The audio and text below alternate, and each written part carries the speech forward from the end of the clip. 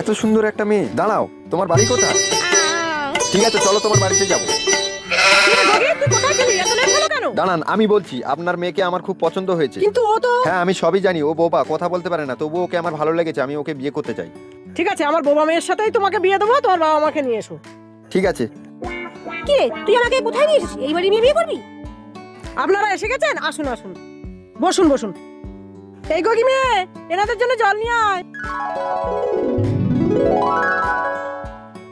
ঠিক আছে, আমার ছেলের যখন আপনার মেয়েকে পছন্দ, আমারও পছন্দ হয়েছে, ওদের দুজনকে বিয়ে দিতে চাই। আপনি একটা ভালো দিনক্ষণ দেখুন। ঠিক আছে, আগামীকাল শুভ লগ্নে বিয়ে হবে। ঠিক আছে, উঠি তাহলে।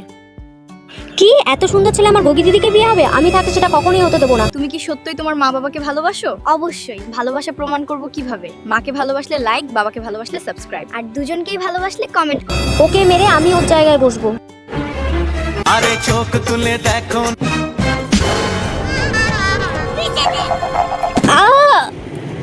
এই বড় এসে গেছে, বড় এসে গেছে। এইবার আমি দিদির মতন সেজে ছেলেটাকে বিয়ে করে নেবো, তাহলে কেউ বুঝতেই পারবে না। দাঁড়াও বাবা, আমার মেয়েকে নিয়ে আসো। নাও, এবার শুভদৃষ্টিটা হয়ে যাক। তুলে দেখো না কে এসেছে। আমি যে মেয়েকে বিয়ে করবো বলেছি সে মেয়ে না মা। কি বলছিস কি তুই? হ্যাঁ মা, তুমি দেখো। আপনার মেয়ের ঘোমটা তুলুন। দেখি, ছোট মেয়ে তুই, তো দিদি কোথায়? আসলে মা, এত সুন্দর ছেলে দেখে আমি লোভ সামলাতে পাইনি, তাই দিদিকে বেহুশ করে আমি নিজেই বউ সেজে চলে এসেছি। এ তো বিয়ে পাগল মেয়ে।